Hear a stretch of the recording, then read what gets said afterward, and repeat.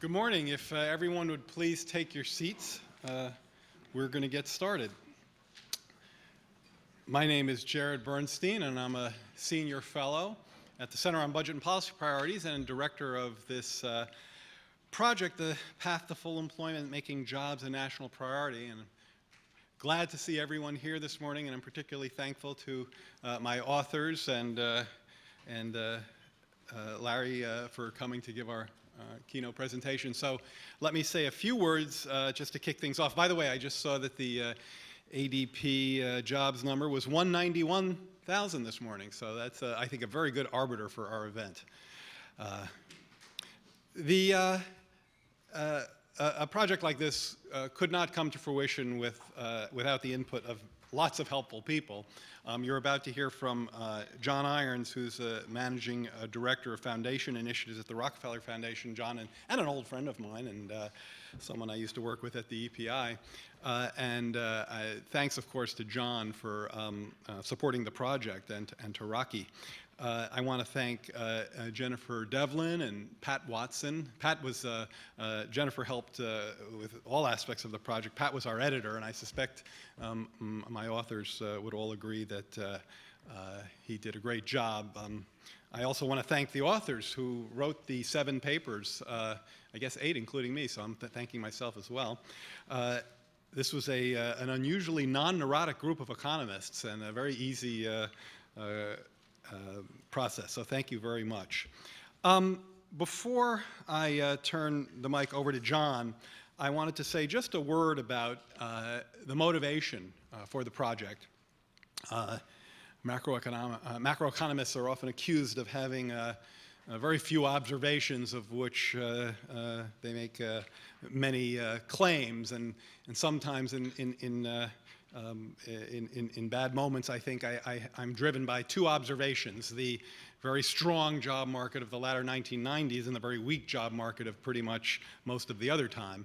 But those 2 periods have been very instructive for myself and many of the others who you're going to hear from today in terms of their impact on many of the things we care about.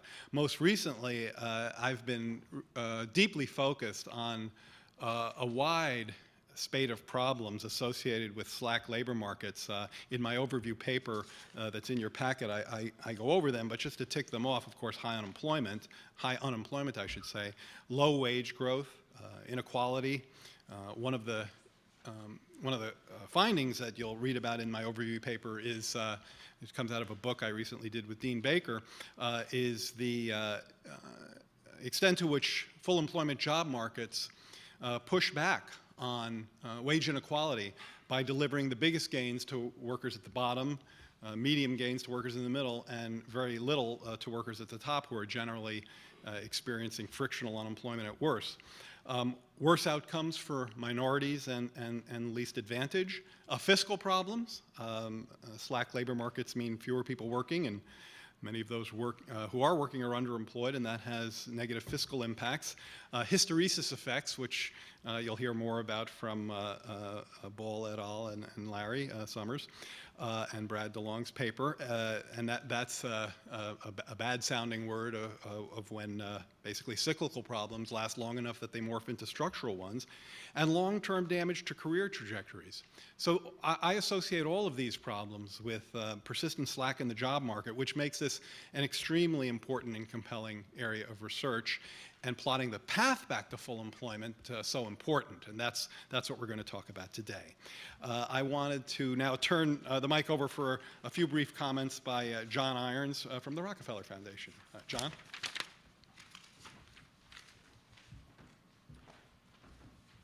Great. First, I want to thank Jared for really pushing this work forward. As Jared said, we used to work together at EPI, and he's been working on these issues for 10 years at least, and much longer than that, I suspect. And so it's good that we're having this discussion today. I think, to paraphrase an old Chinese proverb, the best time to have this discussion was 10 years ago. The second best time to have this discussion is right now. So it's very good that we're doing this. So I also want to thank the Center on Budget and Policy Priorities for supporting this work as well. The Center's voice on these issues is vital to the public and policy discourse. I think there are very few like it. So Rockefeller's mission has remained the same for 101 years now, which is to promote the well-being of humanity throughout the world. In this century, we do this by building resilience, both to acute shocks as well as to chronic stresses. And in this century, we're also promoting inclusive economies, which is focused on creating opportunities and shared prosperity. The topic of today's discussion, full employment, is essential to the promotion of inclusive economies. Without full employment, too many face an upward struggle to get by and to get ahead. Without full employment, those at the back of the employment line will end up staying there. And that's why this discussion is so important today. So let me say a couple words real briefly about the role of philanthropy, given that my hat now is less as a practicing economist and more as a foundation program officer. Now, there's been much attention placed on the supply side of this equation. You see a lot of effort on education reform, skill development, credentialing, training, et cetera. And you see relatively less attention being placed on the demand side. So while the supply side is valuable and absolutely needed, we also need, at the end of the day, to think about where those people are going, where those jobs are coming from. And I think that the role of philanthropy can play a role in very much thinking about both policy as well as active interventions to create jobs on a net job creation perspective. So that is part of the reason why we are supporting this effort, is to really try to put full employment back at the center of the debate, given where we are in the economy, given the weakness in the labor market, and given a lot of the problems and struggles you'll hear about on the panel today. So let me leave it there, and again, thank Jared and Center on Budget for hosting this event. Thanks. Thank you, John. And continuing with just a brief list of thank yous, my colleagues at the Center on Budget were also, of course, instrumental in making this project come to fruition, including Michelle Bozzi, Susan Steinmetz, Larry Haas, and I need to give special notice to Grace Leeper, who was absolutely instrumental in making this all come together.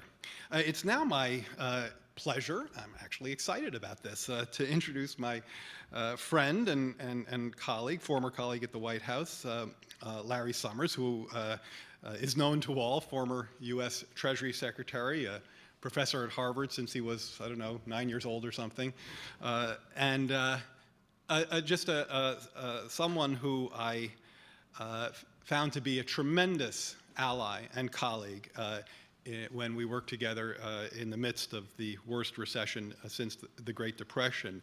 The urgency with which Larry and others understood the depth of the output gaps and the importance of policy interventions to address them can't be exaggerated. And when I say a tremendous ally, I mean that in a way that you can only experience when you're in a situation like that, which hopefully will be rare. Larry's work in this area is embodied in a paper that you'll hear more about when we do the panel with Larry Ball and Brad DeLong. But he's going to talk, I believe, about the relationship between fiscal policy, full employment, and persistent output gaps that we've been experiencing. So without further ado, Larry Summers. And by the way, there'll be a chance for Q&A when Larry's talk is finished.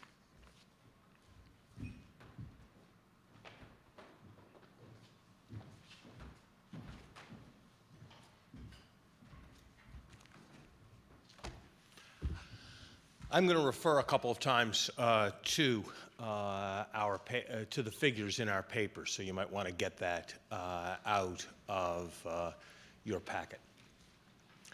I'm glad to be here. I'm glad to be here with my friend Jared Bernstein. I'm glad to be here with the Center for Budget and Policy Priorities. As I've told Bob Greenstein before, I don't think there is any other organization that has made a larger difference over a longer time period through the presentation of fact and analysis. And their contribution has been a great one, and so I am delighted to be part of one of their programs. I think of my role in a sense as bridging the worlds of thought and policy, having moved back and forth over my life between the academy and the university. So what I want to do today is highlight 3 economic ideas that would not have been part of the conventional wisdom 7 years ago if you taught an economics class, but that I believe should be part of the conventional wisdom and that have very important implications for economic policy in industrialized countries in general and in the United States going forward. First, hysteresis, or as I will call it today, inverse Say's law. Jean-Baptiste Say, the patron saint of Chicago economists, enunciated the doctrine in the 19th century that supply creates its own demand, that in a sense, unemployment or output gaps were an impossibility because after all, if you produce things, then you'd have to create income in the process of producing them, and then the people who got the income would spend the income, and so how could you really have a problem, argued Say. It was Keynes' great contribution to explain that that was wrong, that in a world where the demand could be for money and for financial assets, there could be a systematic shortfall in demand. Here's inverse Say's law. Lack of demand creates, over time, lack of supply. I want you to look at figure 1 of our paper. It's not really drawn very dramatically. The lines aren't very thick. You have to kind of peer a bit to see it. But it actually tells a remarkable story and a profoundly troubling story. Here's what it is. We are now, in the United States, in round numbers, 10% below what we thought the economy's capacity would be today in 2007. Of that 10%, we regard approximately half as being a continuing shortfall relative to the economy's potential, and we regard half as being lost potential. These are the estimates of the Congressional Budget Office. You get very substantially similar numbers from the IMF, from the Fed, from the OECD, from almost anybody you asked. I want to focus on that second half. We have lost 5% of capacity that we otherwise would have had.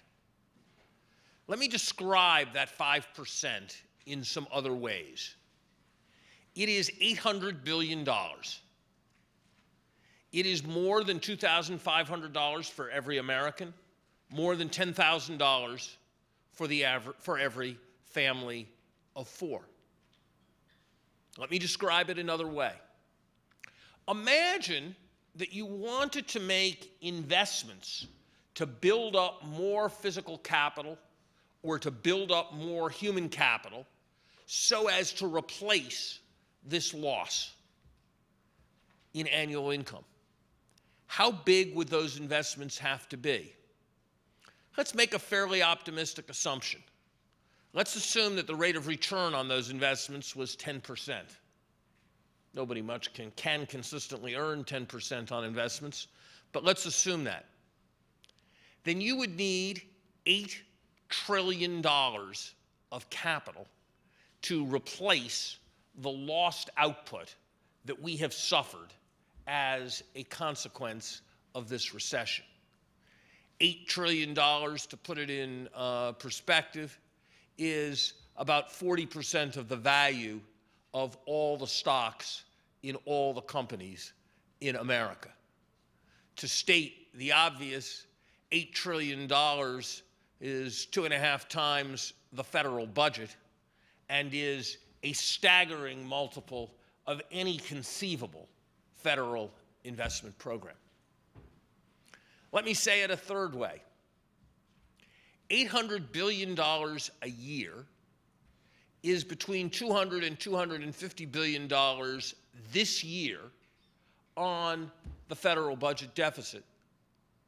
Over 10 years, this loss, which grows with the economy, is more than $3 trillion,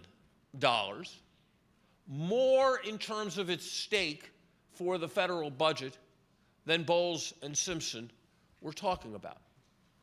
Or to put the point in another way, an extra 0.25% of growth maintained for the next 75 years would entirely eliminate the fiscal gap as estimated by the Congressional Budget Office. Let me put the point a fourth way. That $800 billion, unlike most of the things we do in public policy, is not mostly about the most fortunate Americans. Study after study has confirmed what Jared highlighted in his remarks. A stronger, more high-pressure economy disproportionately benefits those who are last to be hired. It has a disproportionate impact on the employment of disadvantaged groups. It has a disproportionate impact on the wages of disadvantaged workers. It has a disproportionate impact on the income of disadvantaged families. So quite apart from the cyclical gap,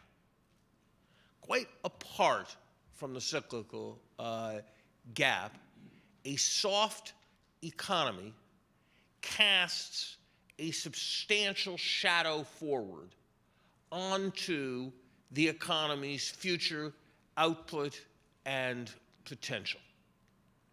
This might have been a theoretical notion some years ago. It is an empirical fact today. It is always true in science that the predictions and the results that count most are the empirical results that come after the hypotheses are formed, rather than the empirical results that come as the hypotheses are being formed.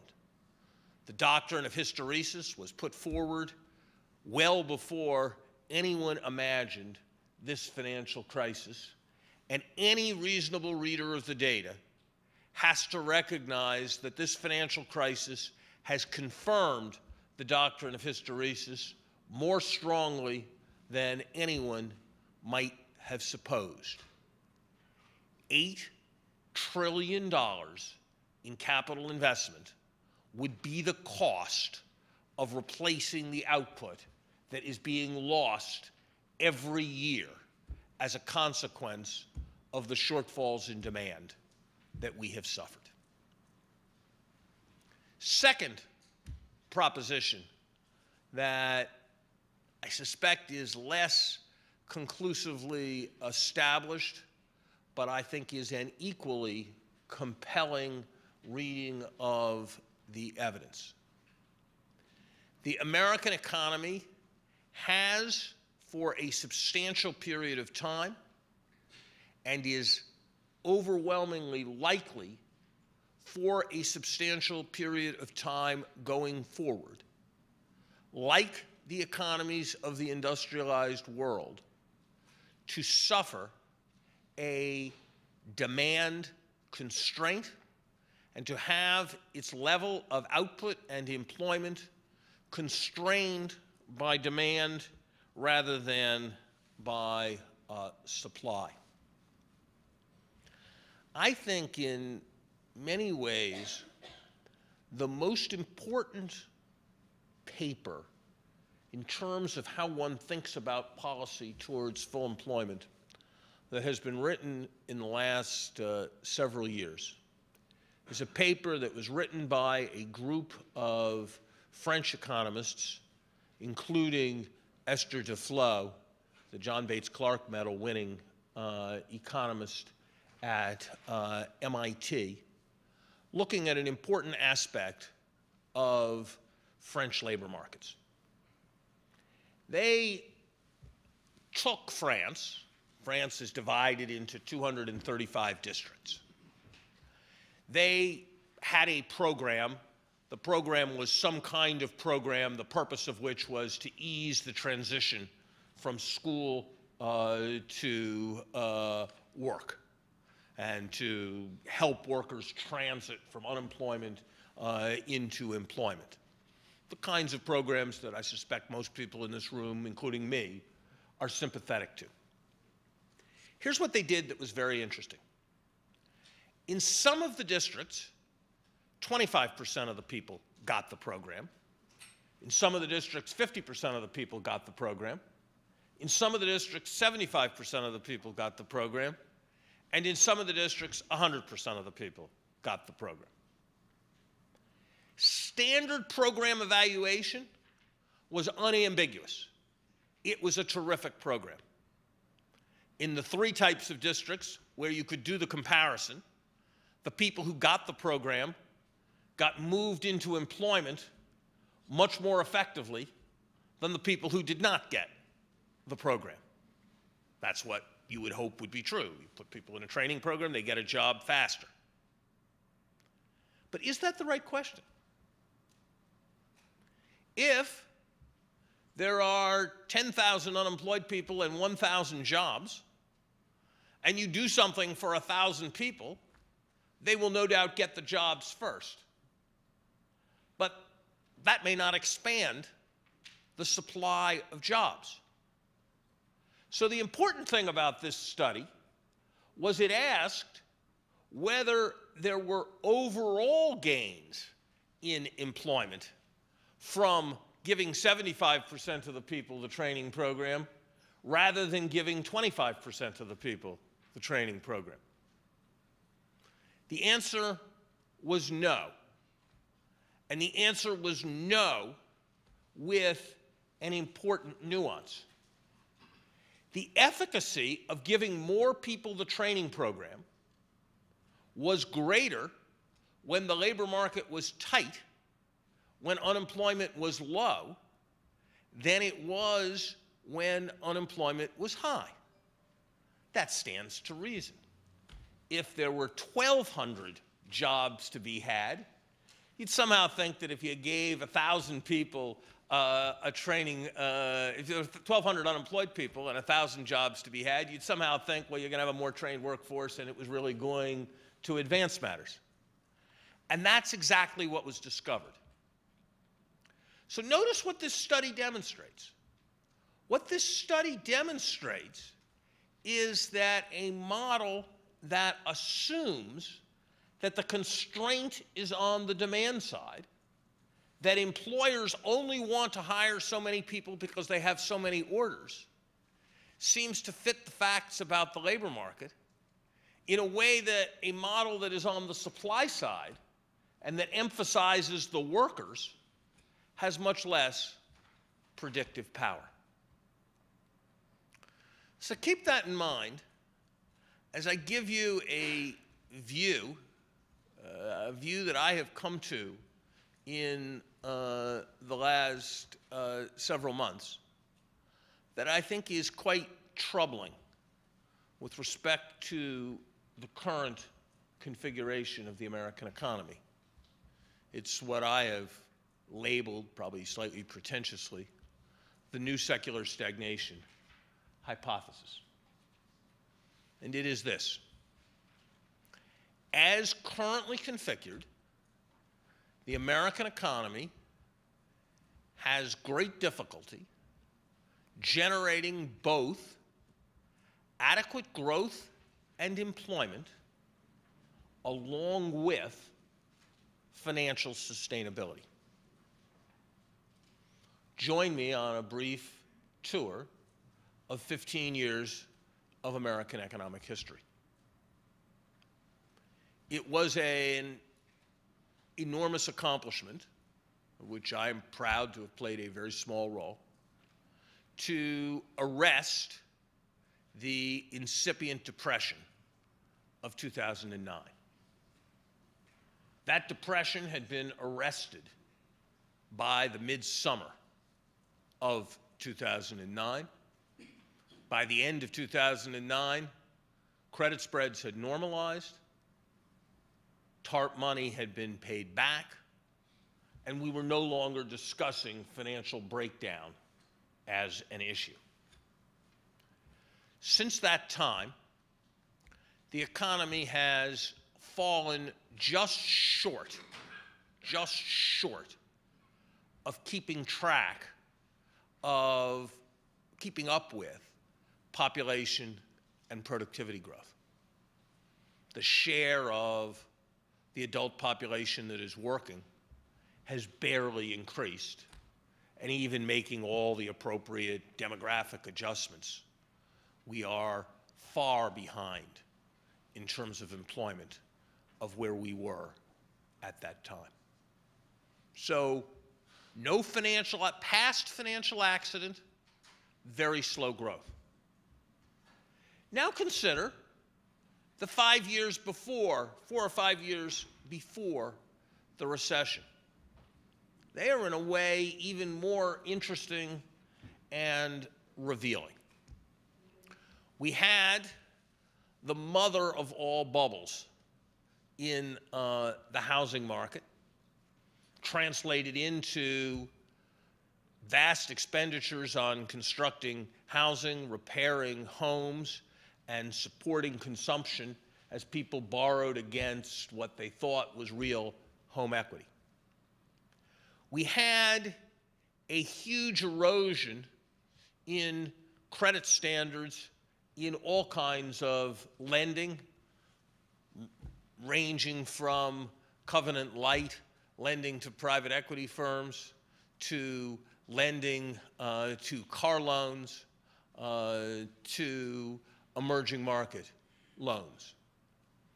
We had what many believe, and some versions of the Taylor rules suggest, was extraordinarily easy monetary policy in the face of these bubbles. And we had, in the wake of economic recovery plus the Bush tax cuts, what was at the time widely concerning growth in budget deficits. You might have imagined that in the face of those four things, that the economy would have been massively overheated. You might have expected that we would reach and exceed full capacity. You might have expected that the mother of all credit bubbles, plus no financial risk standards, plus expansionary fiscal and monetary policy, would have generated an acceleration of inflation. You would have been wrong in those expectations. Growth during that period was adequate, but it certainly did not represent an overheating economy. Before that, the recession and jobless recovery of 2001. Before that, the internet and stock market bubble. And so I would suggest to you that a reasonable reading of the evidence suggests that the dominant determinant of the level of employment in an economy with substantial unemployment is the level of demand. And I would suggest to you further that there are grounds for concern about the American economy's capacity to generate adequate demand along with financially sustainable conditions. To put it in a stark way, we have not done it in 15 years. The Japanese have not done it in a generation, and depending on how you interpret the experience of the first decade of this century, it's been a long time since it happened in Europe. So the second conclusion that I would leave you with is that demand constraints are central to understanding the evolution of employment in industrial economies, not just at this moment, but at many moments. The third conclusion of the economic research of the last years that I would highlight is that the zero lower bound on interest rates or proximity to it requires a radical alteration in traditional views about fiscal and monetary policy. I was a strong advocate for the program that President Clinton enacted in 1993. I believe it was an appropriate response to the economic conditions at that time. Relatively high interest rates, relatively high capital costs, investment that was plausibly constrained by capital costs, made it reasonable to suppose that by bringing down the budget deficit, one could substitute one form of demand for another form of demand. As interest rates declined, capital costs declined, and investment was crowded in. And I believe it is a reasonable reading of the evidence of the 1990s that to a substantial extent that took place, and that the crowding in of investment was a significant contributor to the productivity renaissance of the 1990s that led to a virtuous circle of increased economic growth, lower deficits, lower interest rates, increased economic growth, and so forth. There are those who would debate that proposition. Whatever the merits of that proposition, though, I would submit that it is unconnected with the policy questions of the current moment. The confident presumption that slack can be met with easy monetary policy is surely more problematic when there is no room to reduce the federal funds rate, when there have been 5 years of extraordinary monetary policies and slack remains, when there are grounds for concern that protracted interest rates near zero inflate asset prices, disproportionately favoring the wealthy, and raise questions about financial stability. Monetary policy is, in my judgment, a preferred instrument to simply living with economic slack and its continued consequence in inverse Say's law. But it is very far from the first best. I believe that whereas in normal times it is appropriate to make fiscal policy decisions on grounds other than stabilization and demand, because one can assume that a change in fiscal policy will be largely offset by monetary policy. When monetary policy is constrained by the lack of demand, that is not the case. The crowding out mechanism that is conventional in discussions of fiscal policy will not take place when interest rates are not going to increase. Indeed, to the extent that fiscal policy increases demand and that operates to raise inflation, the consequence is a reduction in real interest rates, which crowds investment in rather than crowds investment out. There are other mechanisms as well. The expectation of increases in income will in turn lead to increased spending. But I want to conclude this part of the discussion, and I'm coming to the end more generally, by just highlighting one conclusion, which if you turn to figure 3, and in particular you focus on the panel D, you can see. With the help of David Riefschneider, formerly of the Federal Reserve System, we have done a very straightforward experiment.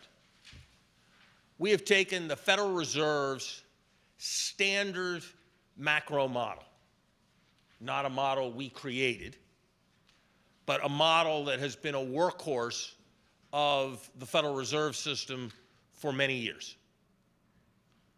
We have asked the question, both taking account of hysteresis effects, not as estimated by me, but as estimated by a group of economists at the Federal Reserve System, and abstracting from those hysteresis effects, what would the impact have been of an extra 1% of GDP in government spending maintained for 5 years, beginning in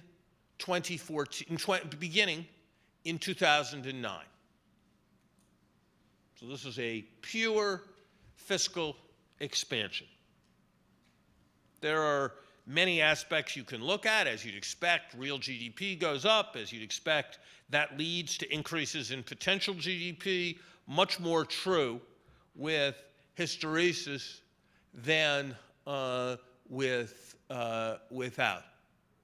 But what I want to highlight is panel D. A 5-year increase in the level of government spending, then terminated after 5 years, beginning in 2009, would have led to a lower, not a higher, debt to GDP ratio in 2030. In other words, the purported benefits of austerity would be achieved by its opposite. And this is not, again, some theoretical calculation by some professors. This is the result of running the Federal Reserve System's model.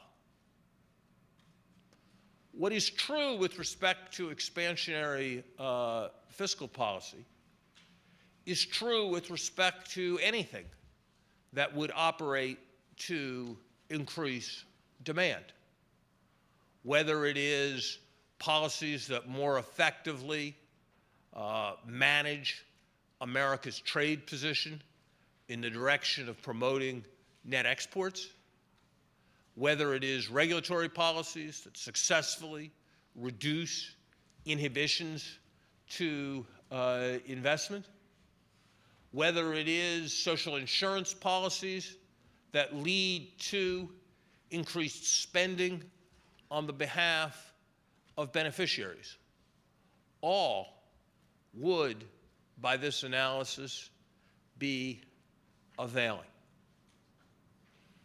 I would just conclude by saying this. If I'm remotely close in quoting the CBO on the $800 billion or on the $8 trillion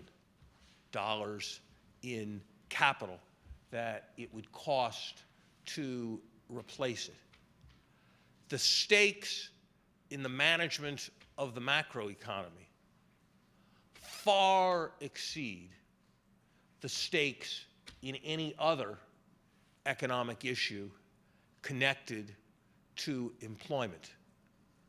Let us hope that the focus of our macroeconomic policy discussion over the next 5 years shifts to a dominant emphasis on the crucial priority of generating sufficient demand to restore rapid and reasonable growth to the American economy.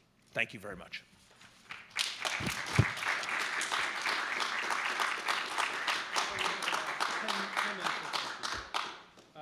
Larry's been kind enough to take questions for 10 or so minutes. Oh, I should speak in the mic. To take questions for 10 or so minutes. Do we have a mic for questions? Is that? Oh, we do have a mic. Great. So,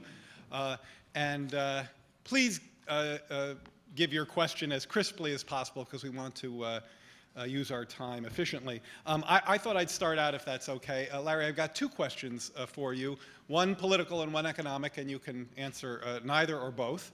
Where are you going? The first one is, you've put together the costs of hysteresis and output gaps in maybe the most compelling way I've heard, so thank you very much for that. But I will say that those insights, not crafted as I think convincingly as you have there, but those insights are known to many.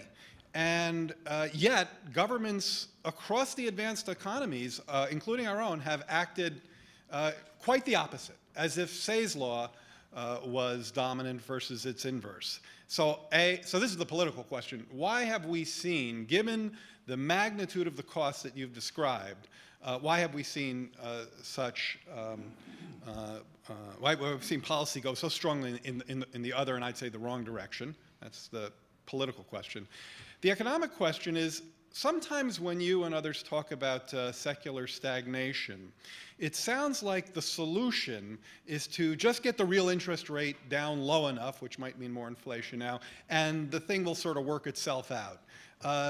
That seems, if I've got that wrong, you'll tell me, but it seems like there are too many moving parts to the problem and to the solution for that to be right. So I'd like you to either address both of those or neither of them, and after that, raise your hand, and Larry, you'll call on them. I'll sit here.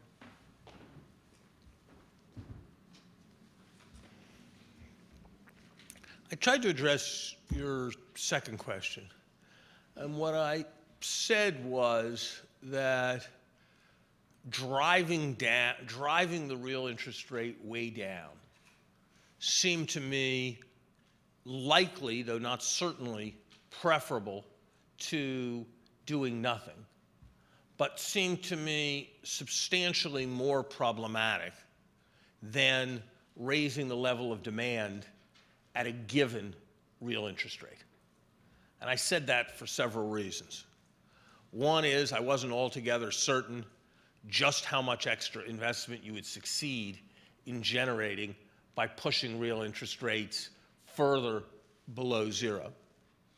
And second, I worried about the collateral consequences in terms of the inflation in asset prices and its distributional consequences and the risks to financial stability from very, very low real interest rates. It seems to me that the experience of very low nominal interest rates and some inflation is not hugely encouraging in terms of the potential impacts on asset prices. One way to think about the question is, imagine that somehow the United States pursued that strategy successfully and enjoyed 3 years of 3.5% growth with interest rates remaining near zero and perhaps inflation picking up slightly so that real interest rates became negative. Zero interest rates, 3.5% growth maintained for 3 years. That would leave us still well short of capacity. And I think many would think that somehow if we went on that path, we would end up with financial sustainability issues that were quite important down the road. And so it seems to me that a strategy of focusing dominantly on reducing real interest rates is a strategy of bringing back 2005. And you can argue that, well, we understand about 2005, so we'll manage the side effects better, but maybe we will manage the side effects better and maybe we won't. That's why it seems to me that the safer strategy is one that goes directly at demand at a given level of real interest rates. Although this is a proposition on which there are thoughtful people on both sides. I think I don't know what the answer is to the political question. I've certainly made the case for a very long time that whenever I've been asked how much fiscal expansion would be too much, I've had a pretty consistent answer for almost 6 years now, which is it's like asking how much weight should I lose and would be too much. Starting from where I was and even where I am, the danger of losing too much seems quite remote, and more is almost certainly a good answer. So I don't have a great answer. I think elements of the answer are fiscal policy is a government thing, and there's a lot of hostility to the view that the government can do anything well. You know, a point that I think has some force that doesn't tend to get made is, look, think about wars. The spending the government does in wars is productive in the sense that it may help win the war, but in an economic sense of contributing to a higher GDP, providing for employment, all of that, B-52s and tanks are useless. And so even when the spending is on weaponry that's going to be deployed thousands of miles away, it ends up being stimulative. So I don't find that a very compelling argument, but I think that anti-government feeling is one part of it. I think a second part of it is a kind of morality, a view that you should pay your bills and that you shouldn't borrow, and especially you shouldn't borrow in hard times, and especially that you shouldn't borrow after a binge.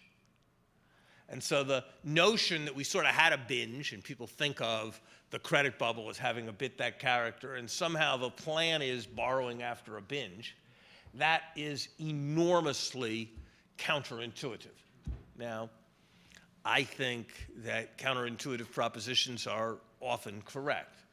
If you ask anyone who's not been trained in physics, and even a certain number of people who have been trained in physics, if I drop a heavy ball and a light ball, which one will fall faster? They will answer the question confidently that the heavy ball will fall faster. That actually isn't true. But it is where our intuitions take us.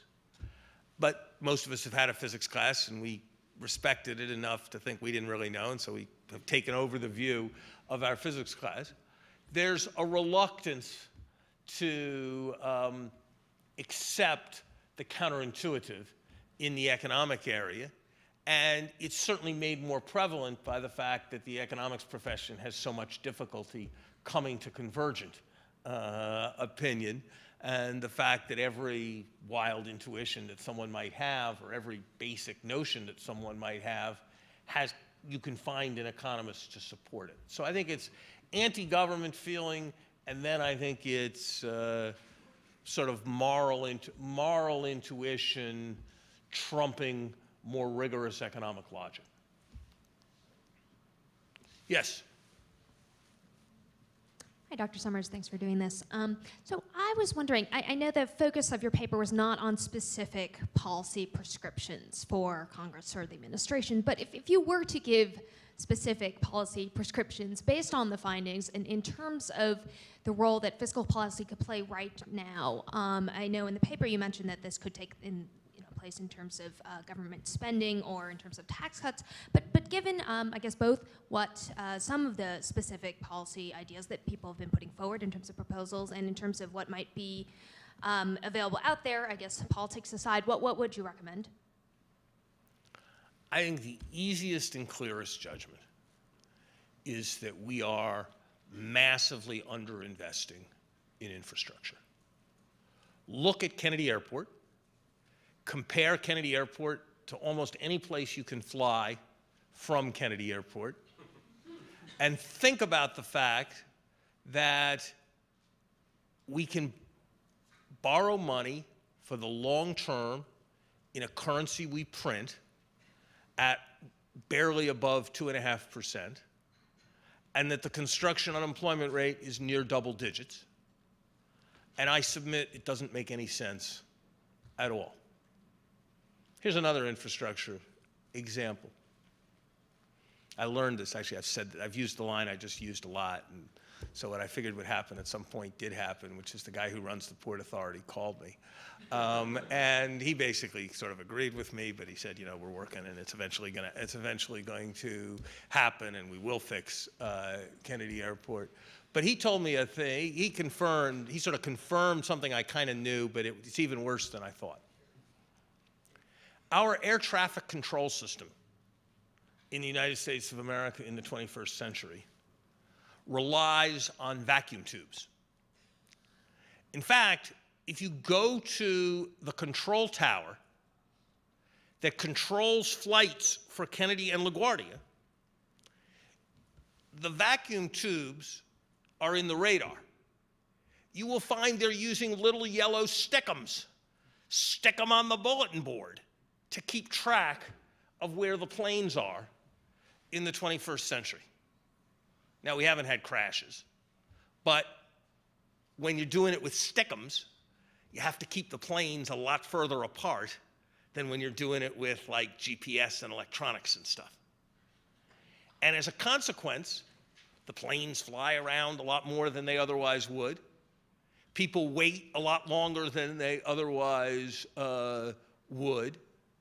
We burn a lot more fuel than we otherwise would. It cannot make sense to have a vacuum tube and stick-em air traffic control system in 2014. And that is what we are doing because of budget constraints. And there are plenty of other examples. I visited a school when I was Treasury Secretary. I used to go visit a public school whenever I visited an American city. And I visited a school in Oakland, and I gave my remarks about the importance of education and so forth. And one of the teachers came up to me afterwards and said, "Secretary Summers, those were very nice remarks." And I sort of braced myself because I could see something was coming. And she said, "But here's my question.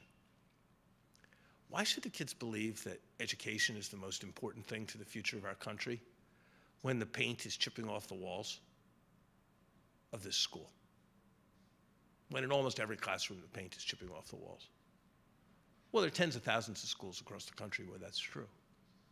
So I think quite apart from the case I made, which was a macroeconomic case, there is a compelling microeconomic case for infrastructure investment. And there's actually one other case.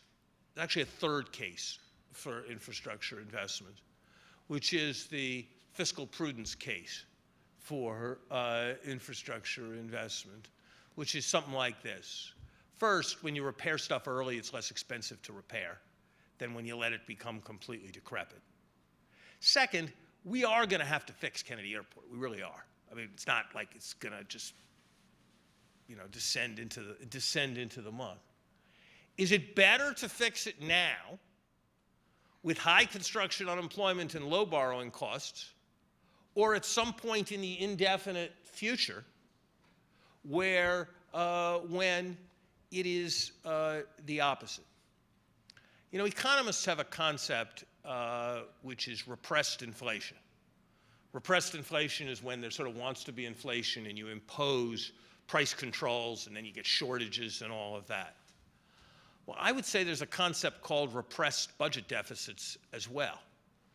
When you defer maintenance, don't fund pension liabilities, underpay civil service, and let it atrophy, fail to engage in investments to replenish leadership, that's repressing a deficit, and that is pushing a debt forward to the next generation just as surely as borrowing money with something called bonds. And I would say to you that the rate at which that debt accumulates is pretty far above the 0 short-term interest rate on paper debt or the 2.7% interest rate on long-term debt. So there are plenty of things I would be for, but infrastructure is the one for which the case is probably clearest. One more question, Bob.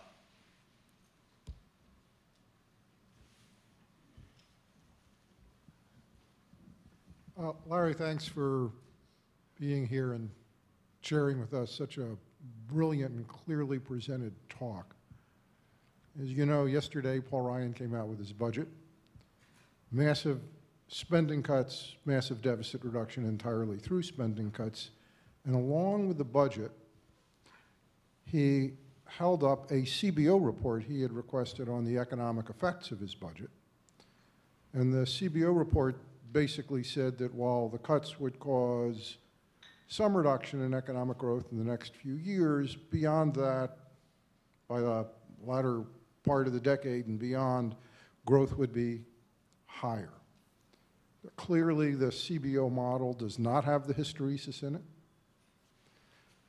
And it reaffirms this mainstream view that austerity continues to be the right path for growth. My question is, maybe it's for all of us, but I'd be interested in your thoughts. Some of them are for us. What needs to be done? The view that you've so cogently presented today, even though it's coming from you, it is not in the mainstream, certainly not in this town. It seems to be contradicted by a CBO report and thinking that doesn't take the hysteresis into effect. What can be done, not to get people to say your view is right and that view is wrong, but just to get it into the debate as there is a serious possibility that what you're saying is right and that it needs to be taken into account. Because the CBO report was the latest evidence that it's just really not part of the mainstream policy conversation here. So let me give two kinds of answers to your question. One on the territory which you have less in mind, but I'm more comfortable, which is the wonky territory. And the other is on the more political side of what you asked. So part of the answer to the question, to be fair, is that the simulation I highlighted was a simulation that asked about fiscal expansion beginning in 2009. So that was a period when the economy had very substantial slack, when the interest rate was 0 and was going to stay at 0 for a long time.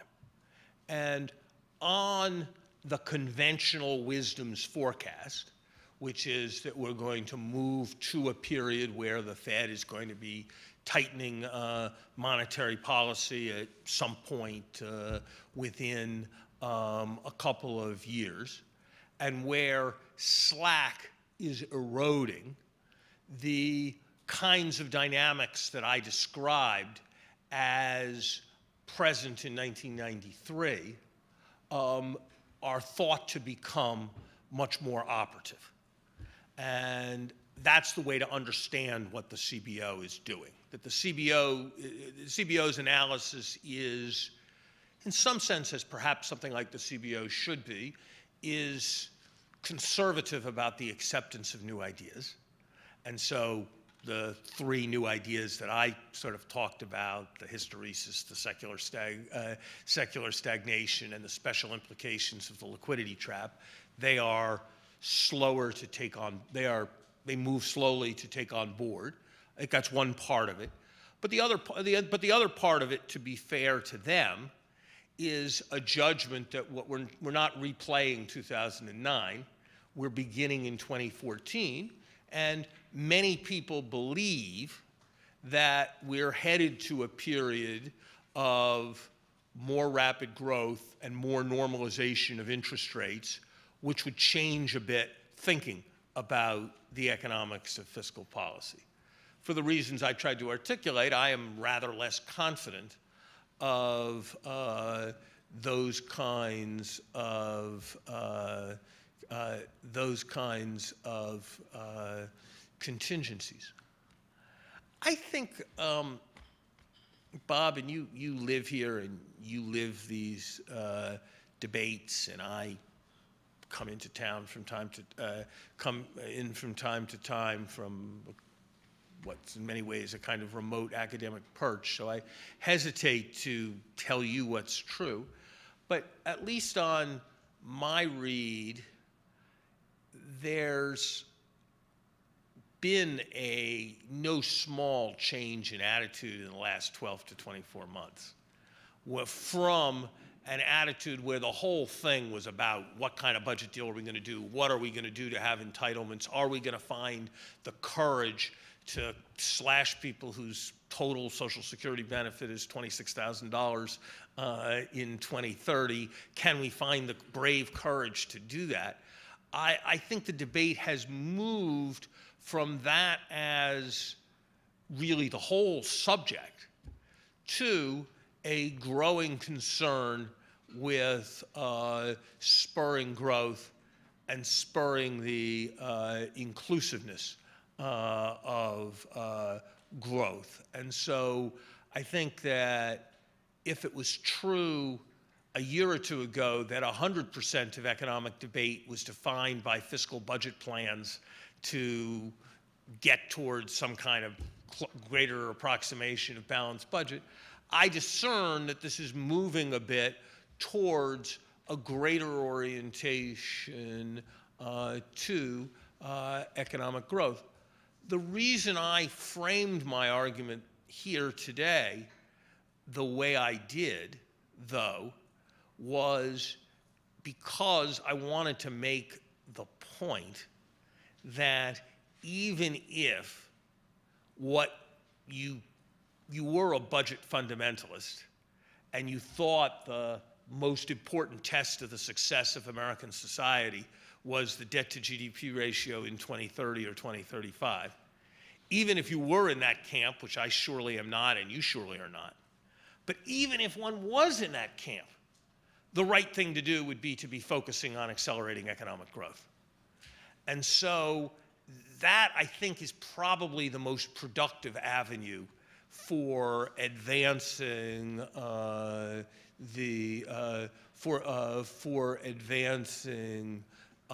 the debate, is to make the point that the successful achievement of accelerated growth is a huge issue for the forecasting of the budget. You know, if you look at the remarkable progress that was made between 1992 and 2000 in moving from an ominous deficit situation to surpluses, and what enabled me as Treasury Secretary to buy back hundreds of billions of dollars of debt.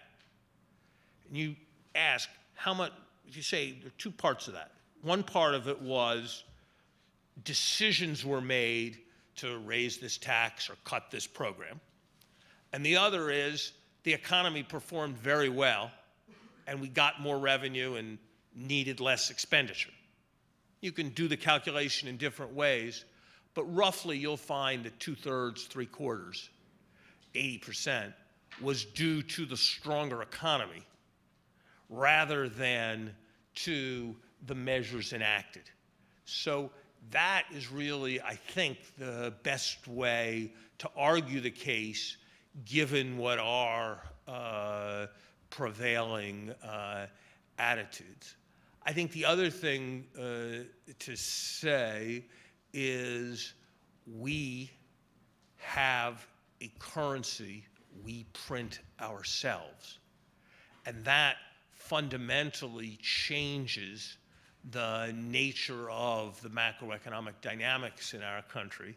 And all analogies between the United States and Greece are, in my judgment, deeply confused. Thank you, Larry. Thank you.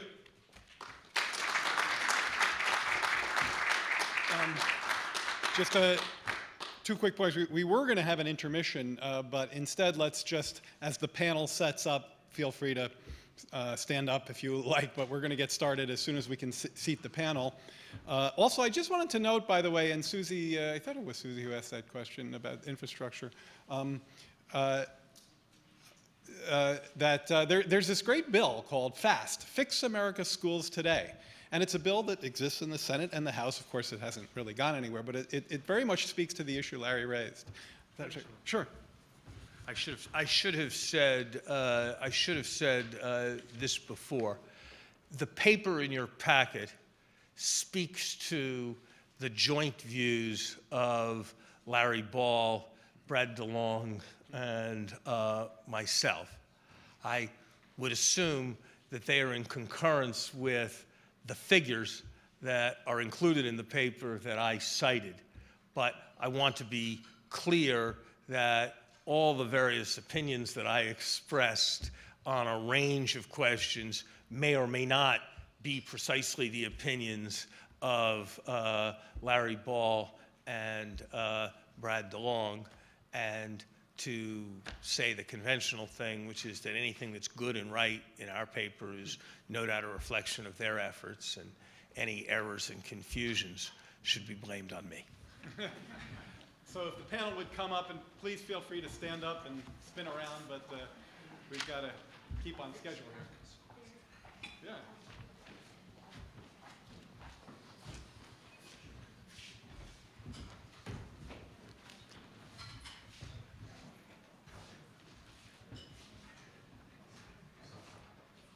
Okay, good. Yeah, yeah. Oh, actually, we have it up there.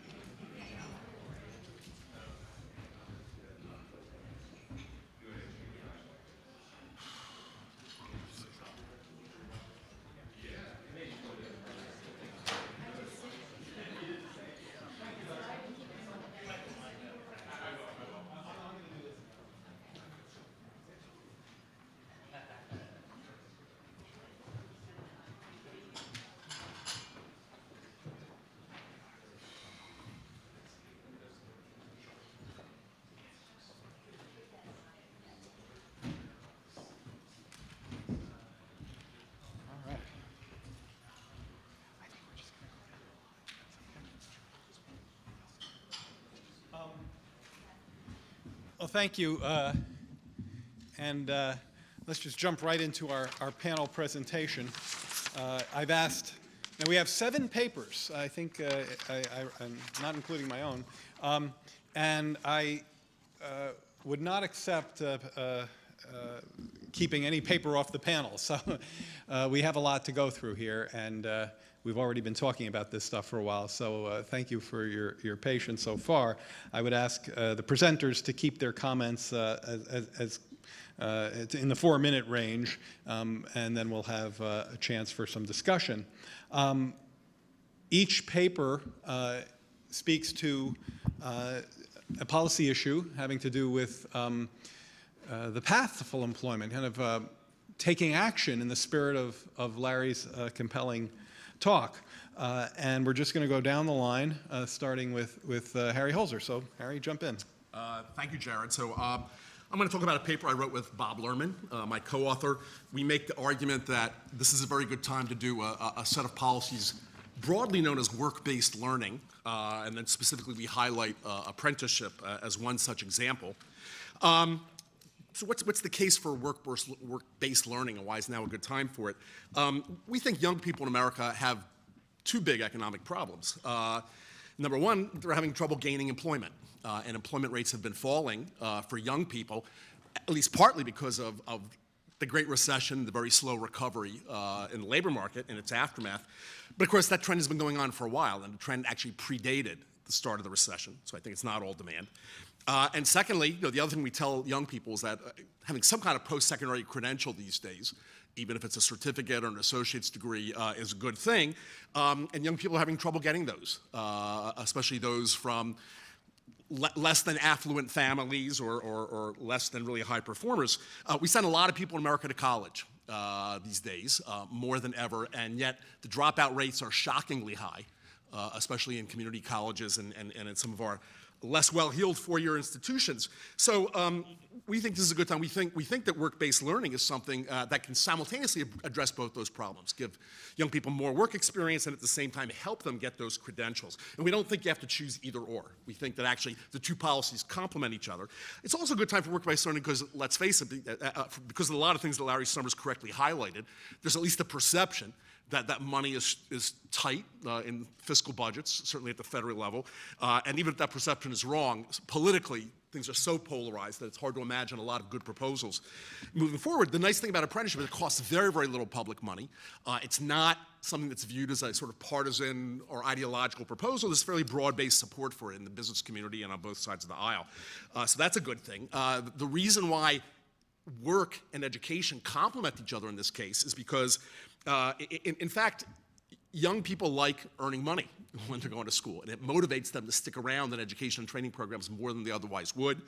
And there's something that people call contextual learning, that for those people who aren't so great at learning it in a traditional classroom setting, they actually do better in a more applied setting when they can see the context and relate it to a future career when they might make more money.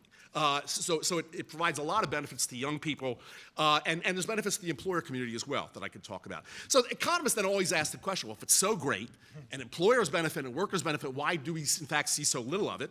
And I think part of that is that there's a set of what economists call market failures, imperfect information, wage rigidities that prevent people from doing more of that. But quite frankly, I think part of it's just the perception there's a set of traditional perceptions of the business community in America that they don't invest heavily in workers. Workers are not an asset. And their skills are not an asset. Workers are just another variable cost. You can have them or not have them, and it doesn't affect you that much.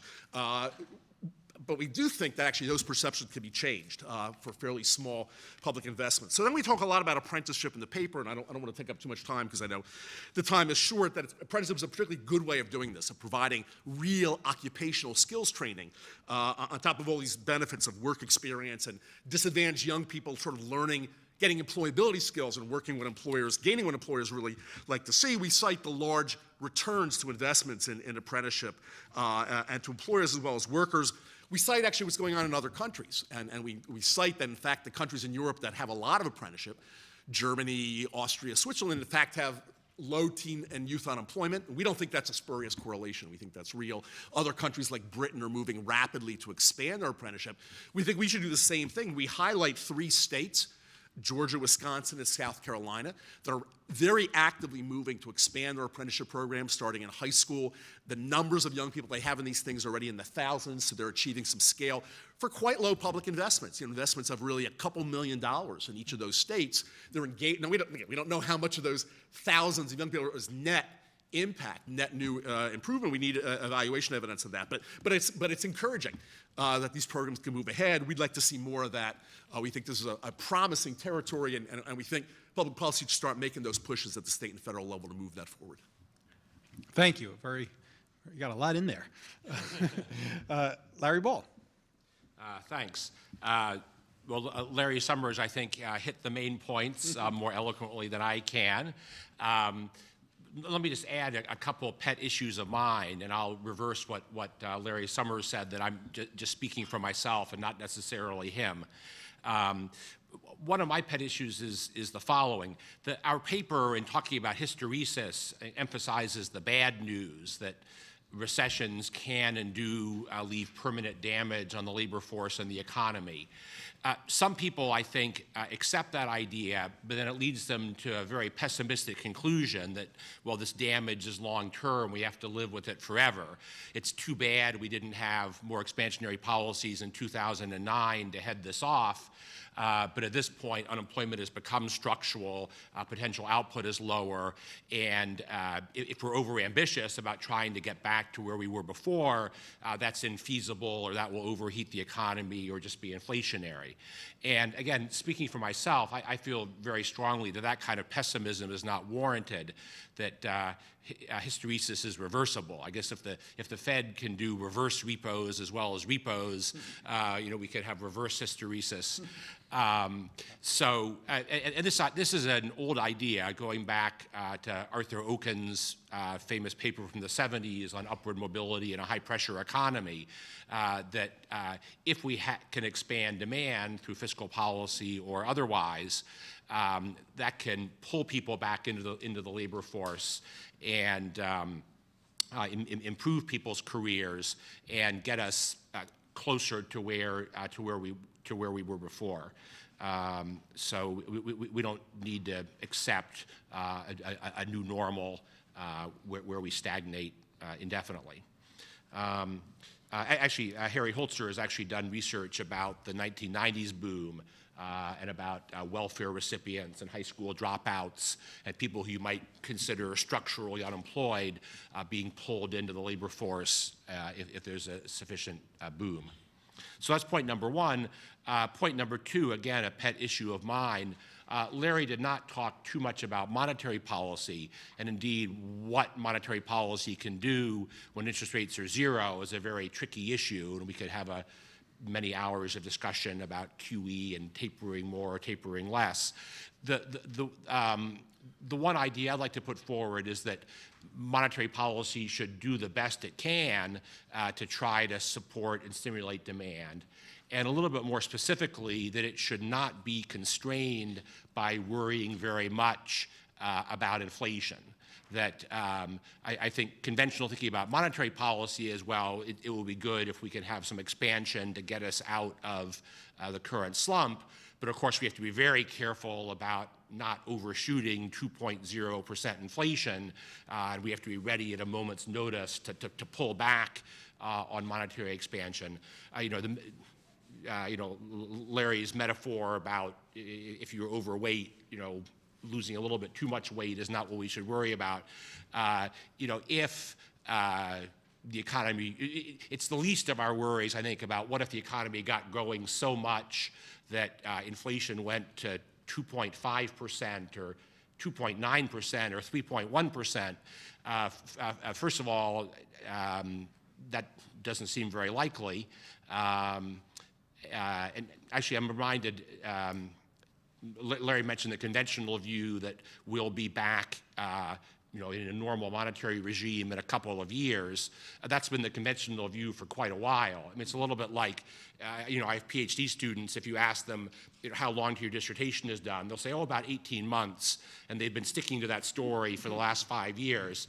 I think something is similar. I was actually testified at a congressional hearing almost exactly 4 years ago, spring 2010, about unwinding expansionary policy and when will this have to happen. Some people thought it'll be in a year. Some people thought it'll be in 18 months.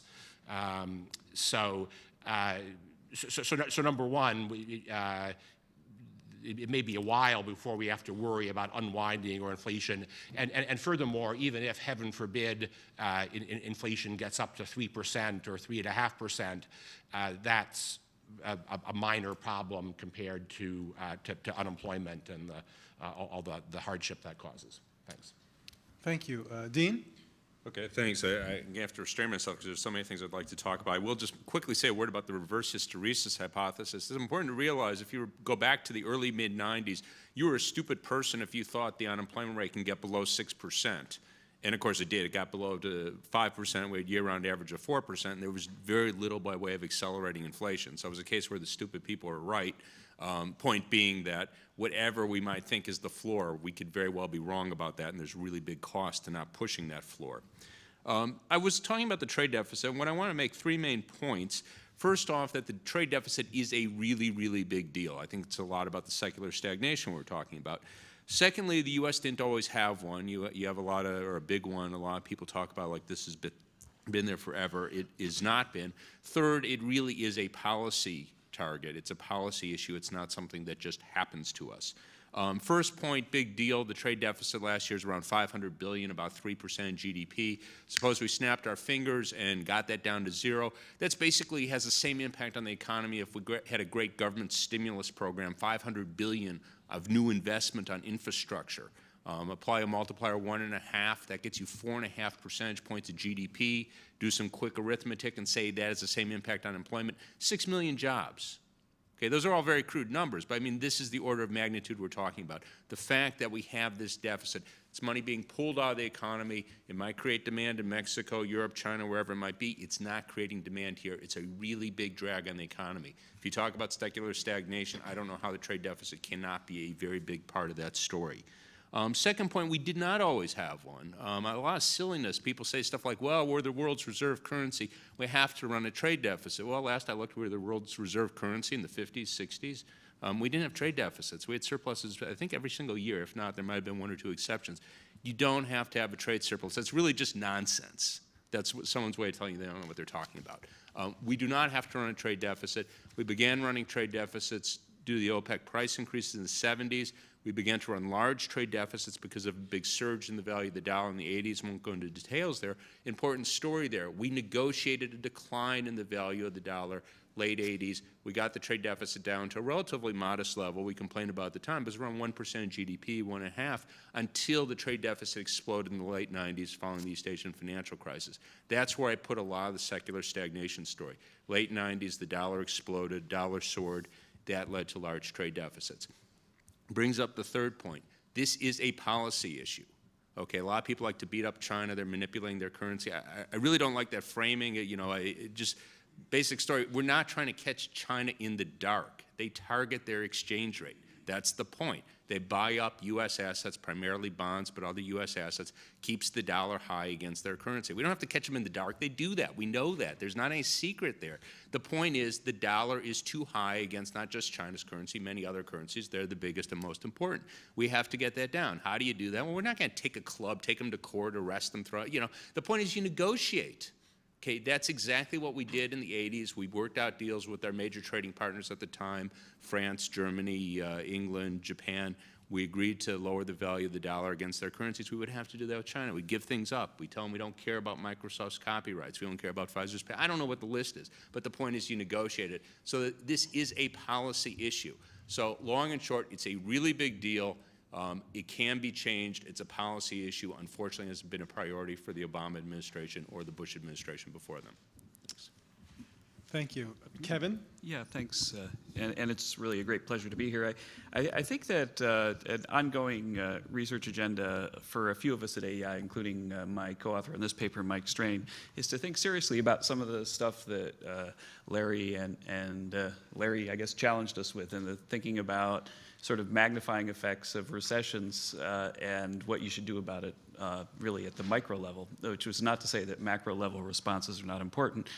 And so you could think of a whole bunch of them. For example, not the topic of the paper, if housing prices drop a lot, then maybe a lot of people are underwater in their mortgages, kind of stuck in their homes, and they should move to North Dakota to get a job, but they can't because, or it's harder to. And if somebody, and this is something Dean and I have written a lot about over the years, that if somebody's been unemployed for a while, then there appears to be kind of a nonlinearity in their experience, that if they sort of get reemployed in a little bit, then the negative stigma effects don't seem to be that detectable. But somebody who's been unemployed for more than 6 months has really horrific personal problems, probabilistically, that can be really life-changing. And we know that if someone becomes long-term unemployed and their experience is going back to the 70s in places like Spain, then reconnecting them to society can be really, really difficult. And so what Jared asked us to do was to update some of our work on work sharing, which is a small part of this agenda, which is, you could think about it as being an agenda that, well, regardless of what your political party is, that if you could help ease frictions, it ought to be a good thing. And one of the things that Mike and I are convinced is that before this happens again, we need to sort of rethink and really make sure that we've modernized our unemployment insurance program. I really, what I'm going to do in my 5 minutes is talk about what the motivation for that is, and then talk about what little experience we've got with this. The motivation for it is really just this, that if you think about it, if people, when they're separated from the workforce, have a potential of having something really bad happen to them, and that potential goes up over time, then you can try to come up with incentives for them to take a job that they really don't want to take early or something like that. But really the best thing you could do would be to keep them from being separated from the employer if possible. Now, you don't want to make it illegal. Actually, in France, sometimes it is illegal, right? Maybe you don't want, maybe someone on the panel wants to make it illegal to let go of a worker. The idea is that if our unemployment insurance system, instead of going to really, really long weeks in a recession, switched to being kind of fractional, which is a practice that's common in other countries, especially in Europe. And by fractional, I mean that rather than having one person have to be laid off before the unemployment insurance kicks in and helps your workers keep their lives together, you could take 5 people, cut their hours and wages 20%, and then they each get 20% of their unemployment insurance. Well, then it turns out that in a model like that, that the firm can save himself a lot of future search costs if you keep the people around, and the people have a much lower risk of running into these sort of very, very difficult long-term unemployment problems. Now, Dean and I began advocating a sort of expansion of this work-sharing program here in the U.S., and I would say Dean in particular had a really big effect on making that legislation happen. But one of the things, and we talked about this in the paper, is that even though we've now kind of switched in the U.S. and the federal government's going to pick up the costs, the states are not really aggressively changing their UI programs. We think that we need to think about what we can do now to convince them how important this is. And we give the example that back in the day, they decided that they needed to lift the drinking age, but it was a state-level thing, and all of a sudden all the states lifted their drinking age, and it was because of a highway spending condition that you cut your highway spending a little bit if you didn't do it. And it was found, actually was challenged as the Affordable Care Act, it was challenged and found to be constitutional at the level of the penalty. But I think that we should consider some kind of penalty like that. Because if we will have another recession, and when we do, we don't want to create a whole other class of long-term unemployed folks. But the second point we make in the paper, and here we point to some evidence that we've got in the one state, Rhode Island, where they're actually being pretty aggressive about it, and in Europe, is that even the folks that are long-term unemployed now, and I guess it's been declining a little faster than I expected, but it's still pretty high, that those folks could be helped if we were to aggressively expand work sharing today. And it's just a gross flows point. So that right now, job creation, job destruction is around, 4 million a month in the latest JOLTS data. If for some reason the employers that have to be contracting right now can go to using fractional UI benefits, then they might have some small effect on job destruction. But the net of 4.2 million and 4 million is the 200,000 job number you see. And if you have a little bit of a reduction in job destruction, then the net job that Jared and I argue about on Squawk Box on this Friday, that net job creation number could be a lot bigger, and that would naturally have the kind of effects that Harry documented sooner. in the last big boom. And so I think that while our piece is an academic piece, not an advocacy piece, I am an advocate. I think that work sharing, it was right to pass a bill to expand it, and what we need to do now is think collectively about what we can do to make sure that the states pick it up. Thanks, Jared. Thank you, Kevin. And I thought I heard an endorsement of the Affordable Care Act in there somewhere. Maybe I may have just made that up. But Donna Pavetti, my CBPP colleague. In my paper, what I do is I really try to build the case for why we need a subsidized employment program as part of a full employment agenda, and in many ways it really is the counter is what do you do to mitigate the impact if somebody does lose their job, which we know we have a lot of, and we've heard this morning about how much damage long-term unemployment does both to individuals and to the economy. So what a subsidized jobs program would do would be provide an opportunity for unemployed individuals to work for pay for jobs in the private, could be the nonprofit or the public sector. And what I recommend in my paper is that we really build on the experience of the Temporary Assistance for Needy Families, TANF, emergency fund that was a part of the stimulus package. And that fund, which when it was created was a fund that really states could use for 3 different purposes. They could use it to increase basic assistance to people, so provide cash assistance. They could use it for emergency assistance, and they could use it for subsidized jobs. No one really knew what would happen with that. States had done very little in the past with subsidized jobs, even though they had resources that they could use from the TANF program. So we were surprised when what happened with that program is states overwhelmingly took it up, and they, in the end, provided jobs to 260,000 people in a very short period of time. So I think that we have evidence that states will take that up if there is funding available for them. And so a recent study of that program actually found that they not only increased employment during the period when the subsidy was provided, but they also helped with the transition back into the labor market in unsubsidized employment, and the impact was biggest and most significant for the long-term unemployed. So I think it really is a strategy that can help with the problem that we have of people who are employed for long periods of time and have come out of the labor market. In that same study, a survey was done of employers who found that most employers created jobs that wouldn't have existed otherwise. They also indicated that they hired individuals that they wouldn't have otherwise hired. So it was really hiring people who were having difficulty getting hired in the labor market.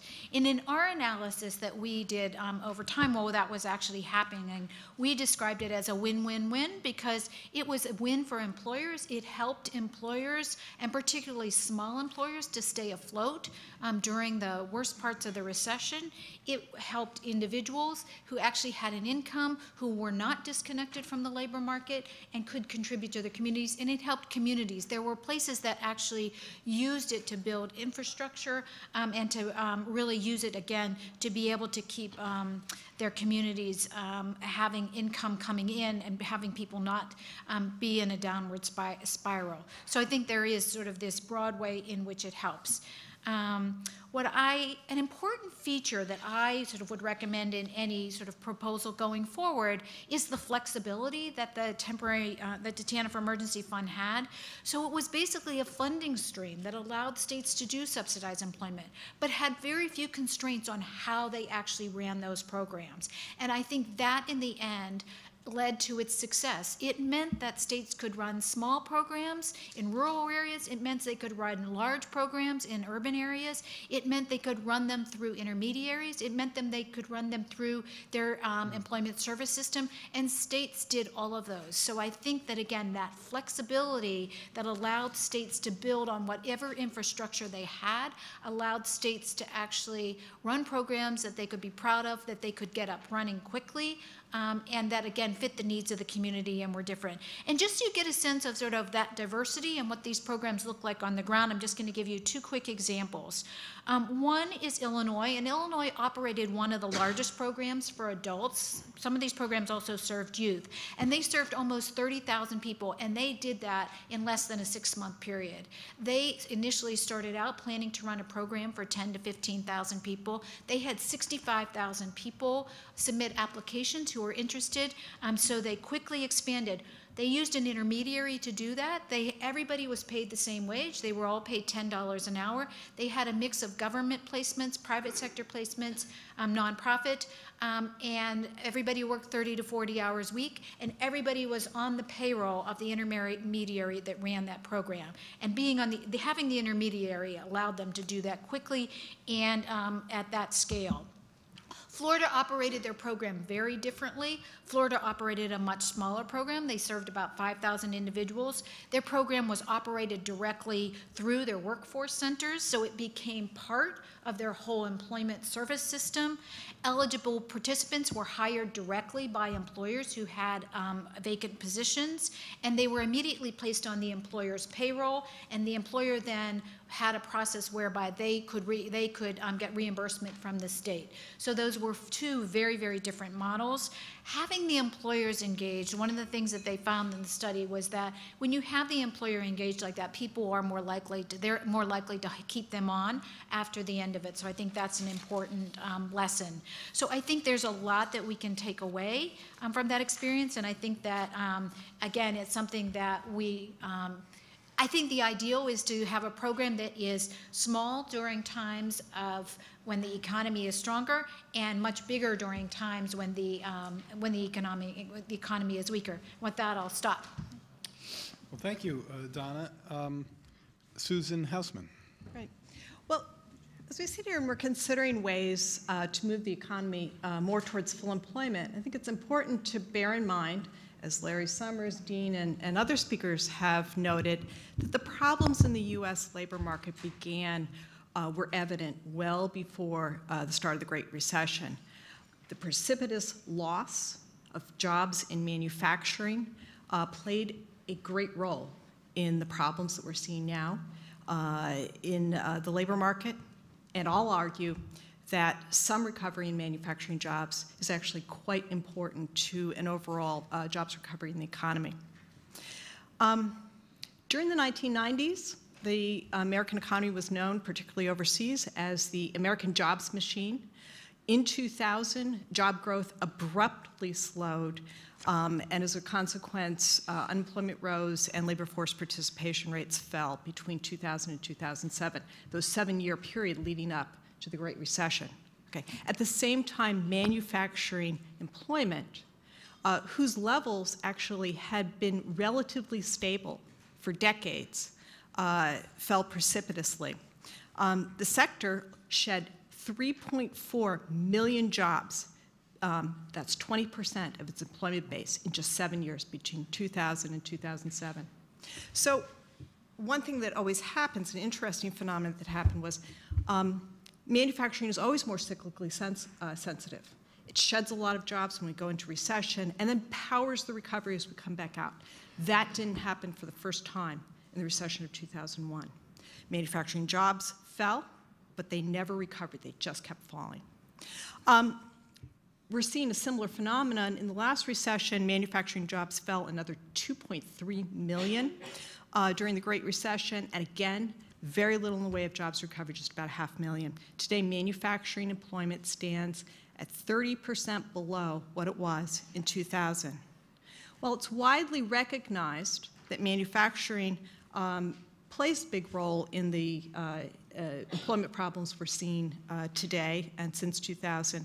There's really very little consensus that any recovery in manufacturing jobs is part of a solution. And I think the reason is basically because when you look at the numbers, during this period of severe job loss in manufacturing, official statistics show that real output growth and productivity growth in manufacturing were actually above that for the economy overall, except during recessions. So this basic stylized fact has led many prominent economists to conclude that the job losses in manufacturing are a consequence of productivity, basically because of automation. Many analogies are made to the agricultural sector, which feeds the nation, exports the surplus, and hires very few workers on account of automation. The losses, job losses in manufacturing, many see as just inevitable. There's no problem with the manufacturing sector. Related, some people argue that manufacturing is just too small. It's become too small. It's under 9% of employment, payroll employment in the economy, too small to play an important role. The point that I make in this paper and others is that this is a great misinterpretation of the data and misinterpretation of what is going on in manufacturing. Manufacturing in the United States, domestic sector, is in trouble. A little known fact is that virtually all of the apparent robust growth in the statistics for manufacturing comes from one small industry segment. That is basically computers and semiconductors. And it has to do with like a little technical arcane way in which the statistical agencies adjust prices for the fact that computers and semiconductors are becoming ever more powerful, okay? When you take that small sector, computers and semiconductors represent about less than 5% of manufacturing shipments. When you take that out, manufacturing has been flat. Growth today, the amount produced in the nation's factories is barely above that in 2000. There's also reasons to believe that on account of the widespread offshoring that's occurred by factories in this country, that there's significant overstatement of manufacturing statistics. There's some bias in there's built in as well. Also, I want to point out that there's far greater effect, manufacturing has a far greater effect on employment than is widely recognized. Roughly half of the jobs needed in the economy to produce manufactured products actually show up in the services sector or transportation on account of, for example, 17% of assembly line jobs are held by people employed in the staffing sector. Consistent with this notion that manufacturing is somewhat in trouble, a growing body of research evidence shows that trade and globalization, not automation or productivity growth, largely account for the decline of employment. And arguably, a vibrant manufacturing sector is important to the competitiveness of American workers. And a recent university-wide study at MIT also concluded that it was very important for continued leadership of the United States in innovation.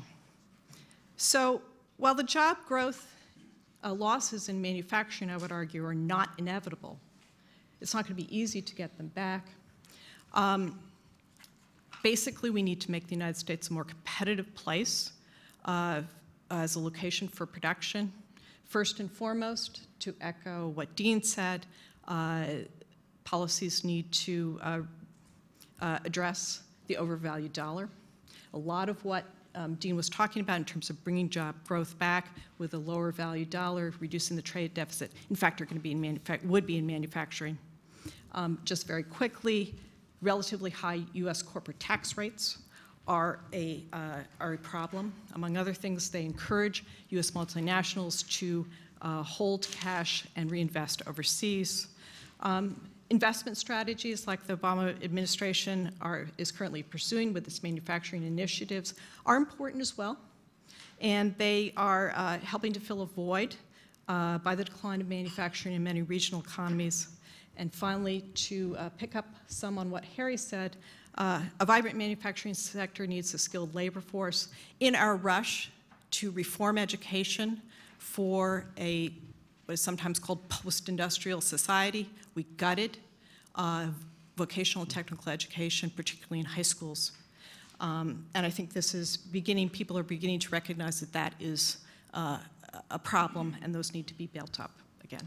Thank you. Thank you. I like the connections between papers. I see Harry, Dean, and Susan all coalescing around some important themes there. And our final speaker is my friend Ross Eisenbray. So I have a different task. Mine is to talk about the quality of jobs, and it's related, of course. One constraint on demand is, I think over the last 30 years or so, has been wage stagnation. The median wage rose only 5% over the last 33 years, and was negative or zero for 70% of Americans over the past decade. Productivity growth over those 33 years was 64%, so the potential for strong wage growth was there, but it just wasn't realized. So I'm going to talk about, and my paper talks about several areas of policy that would help with wage growth. Starting with the minimum wage, raising the minimum wage would raise wages for 25 to 28 million workers if you go to the $10.10 that the President and congressional Democrats are supporting.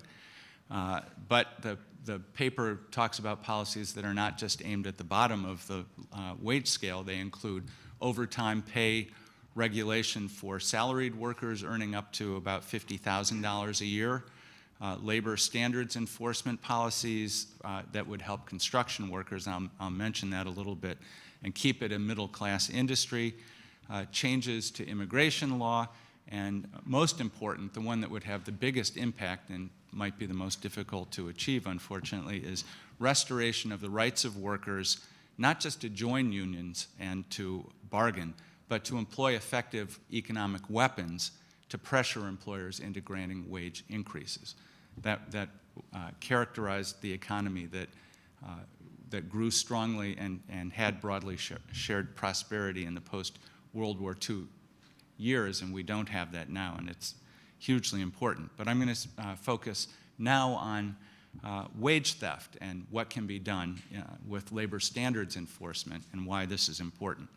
So wage theft is out of control and needs to be brought under control. A survey research project by 3 researchers found that low-wage workers in Chicago, New York, and Los Angeles were routinely cheated out of wages. 2/3 of them experienced at least one violation in the previous week, meaning that in any given week, more than 1.1 million workers in just those 3 cities were victims of wage theft. Their annual loss, on average, was more than $2,600, and the total for those 3 cities, just for these low-wage frontline workers, was about $3 billion a year. So if you extrapolated that to the whole country, we're talking about these workers, low-wage frontline workers, losing more than $40 billion a year in wage theft. Yesterday, Hart Research released a poll of fast food workers showing that 89% of them reported wage theft. So this is a huge problem, and what is being done about it? Well, the Department of Labor has entirely inadequate resources to combat this. The Wage and Hour Division manages to investigate about 30,000 cases a year. They recover about $250 million a year in back pay for about 300,000 employees. But there are 7.5 million employers. So Congress ought to be doubling at least the enforcement capacity of the Wage and Hour Division if we even hope to begin to restore a culture of lawful behavior among employers. We have widespread lawlessness now. We also need stronger penalties, and to make better use of the penalties that Wage Hour has, you'd be surprised to know probably that the maximum civil money penalty for a willful or repeated violation of minimum wage and overtime rules is $1,100. It's just not much of a deterrent at all. The Department of Justice could refer cases to the Justice Department for criminal prosecution. It doesn't. It hasn't in about 20 years, as far as I know. So we also need more aggressive enforcement on a particular issue that really affects the construction industry. That's misclassification of employees as independent contractors. When employers fraudulently treat their employees as independent contractors, they cheat on unemployment insurance, workers' compensation premiums, FICA taxes, and the workers are left vulnerable when no one's paying in for unemployment insurance. They don't get unemployment insurance. They don't get workers' compensation if premiums aren't paid for them. So the workers are injured. The government loses billions. The federal government loses billions in tax revenue. But for the labor market, what this means is that these cheating employers are able to underbid their competitors. So for example, in California, where workers' compensation premiums are 6% of payroll, the cheating firm starts off with that as an advantage, then it adds not paying 7.65% in FICA tax for the employees, not paying unemployment insurance taxes. Pretty soon, you have honest employers unable to compete, and their choice is to cut their own profits, cut wages to bid successfully, or to lose the work. So I'll stop there. The paper talks about unpaid internships and a number of other areas for wage hour enforcement, and I hope you'll read it. Well, thank you, and thank you for a very disciplined panel. We're right on time. I have questions for the panel, but the audience has been so patient and quiet.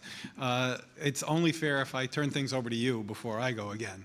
So if you have any questions, please address them crisply if you can, and feel free to be clear as to who you're addressing them to, unless they're just more broad. So if the audience has questions, great. If you don't, I'll come up with some of my own. But questions from the audience?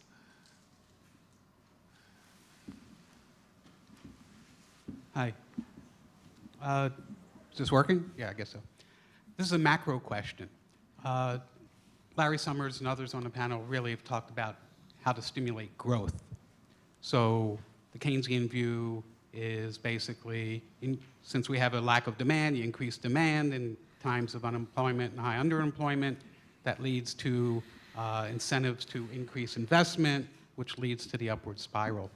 Say's law is the opposite. Supply creates demand, but it's also the goal there is growth. So the question is, we live in a little different world than Keynes lived in that debate back then, and that the environment is now a major issue. And what about what kind of growth, given that growth just in general will be partially fueled by the production of more hydrocarbons and make the climate worse, which is absolutely a limit and a catastrophe in the making if we haven't already done that.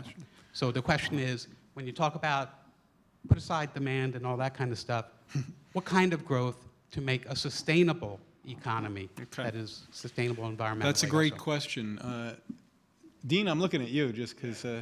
Well, we should have a really big agenda in trying to greening our economy, and it's unfortunate. I mean, the administration did do some things, and they deserve credit on this, but I think we need to do a lot more. And some of these things, I mean, to my mind, were almost no-brainers. Along the things that and maybe Larry would have included these, Larry Summers, maybe Larry Ball too. But when you talk about infrastructure, I mean, I think of things like retrofitting housing, which to make more energy efficient, solar panels in many cases.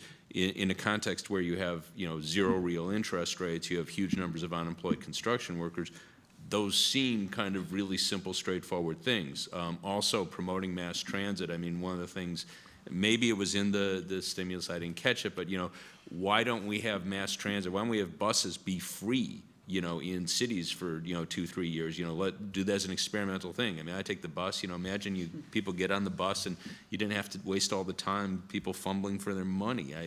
Have bus lanes. These are really cheap things, and the stimulus should have been a great time to experiment with that. So I don't think we have a shortage of things we could do that will hugely reduce energy consumption. Germany's a great story here. They've had enormous increases in energy efficiency, both in the sense of conservation, but also huge amount of solar in what we don't ordinarily think of as sun-drenched country. So there's an awful lot we could do, and this is the time when we really should be doing it. I just would note, quickly, and then I'll turn over to Kevin.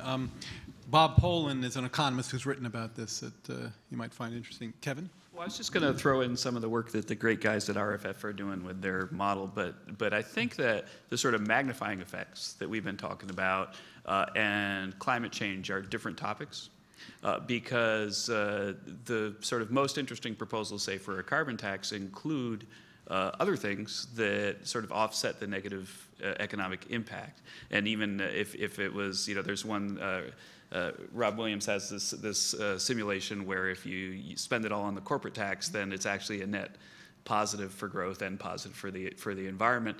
So I think that one might worry that you could say, oh, well, this argument of the magnifying effects, the hysteresis, is an argument against taking action.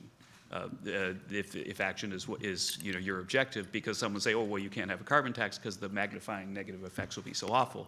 But if you look at the actual proposals, they tend to be kind of neutral, or I think the best one's slightly positive for growth, even if you're not thinking about climate change. And so I think it's just a separate conversation, but it's one to remember that it's separate, because I think people will probably try to conflate them. Other questions from the floor? Anybody?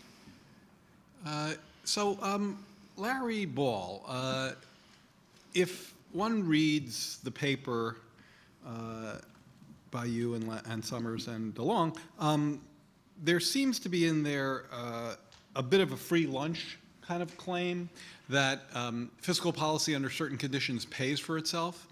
And I've heard this argument disparaged as kind of your guys' version of the Laffer curve. What say you to that accusation? Well, I think we are arguing that there's a free lunch, that fiscal expansion will pay for itself, and we have some algebra trying to support that. I think people should be skeptical of that, economists or anybody, or when you get an email from somebody in Nigeria saying, I want to give you $1 million, you should be very... It's an interesting comparison to your work, but go ahead. So even. But I think, and again, Larry Summers actually was very right about sort of the moral intuition that if you've been profligate, now you have to tighten your belt, and the deep counterintuitiveness of Keynesian economics. So it's appropriate to be skeptical. I think I won't go through our calculations. I mean, on the Laffer comparison, I think it is true that we have in common with Arthur Laffer arguing that tax cuts will pay for themselves. We should be clear, though, that the mechanism or the reason that's allegedly true is completely different. The Laffer argument was that if you cut marginal tax rates, that gives people incentive. It was a supply argument. You give people incentives to work more and produce more. And ours, obviously, is a demand-side argument that you give people more income and they spend more. And so those are certainly completely different. And I would argue the evidence is stronger for our channels than for the Laffer channels. Susan, one of the things that you got a little bit into in your presentation, but what I thought was so important in your paper, was the extent to which some of the guideposts in our statistical system are not nearly as accurate as we need them to be in the space that you're talking about. What are a couple of things that we could do, should do, are doing, would do if we had better funding that would help shine a clearer light on the information embedded in your conclusions? Well, that's a big question. So, one of the things that's happened in the economy, I personally think that a big force when Larry and Brad in their paper talk about demand deficit and so forth, that's all connected to the tremendous changes in the way business is done today, namely globalization or global economy. It used to be that most of the stuff was manufactured here, and that like neighbors, we'd exchange things across the fence occasionally, and we called that trade. And today we have vast systems of global supply chains. The U.S. statistical system has not kept pace with this. They don't have the funding to do it. There's some really, really serious methodological challenges to doing so. So I think that is a great, we all follow GDP. We all follow the individual statistics, inflation, and so forth. But we have to recognize that the world has changed. The way the statistical systems were set up weren't ever designed to capture the kinds of transactions that we're seeing today. I've had the opportunity to work on a couple of large projects funded with the Sloan Foundation, close cooperation with statistical agencies, kind of what to do about this. That said, A few things. One is price statistics. That's been a near and dear to my heart, which is that when we offshore stuff to China and we re-import it as an intermediate input, we don't capture that implied price drop, because the whole reason companies are doing this, offshoring a lot, is because it's less expensive. There's nothing in the way that we compute price changes that will pick that up. Without getting into details, the consequence of that will be that we'll end up overstating productivity and real growth in this economy. So let me just cut to the chase. So to what extent I think you've quantified the extent to which that is upwardly biasing productivity. Can you share that if I'm right about that? Right. Well, it depends on the nature of the estimates. What we've done is for manufacturing, and productivity growth in multi-factor productivity growth would be a couple of tenths of a % overstated. It's actually much more important for real output growth, where you're going to be seeing manufacturing growth perhaps overstated by as much as 20%. Manufacturing output, yeah. Yeah, sorry, yeah, real growth and output. Yes, right, thank you. Harry and Bob, did you want to ask a question, Bob? Yeah. Okay. I was about to ask you a question. Not exactly related to our paper, but somewhat.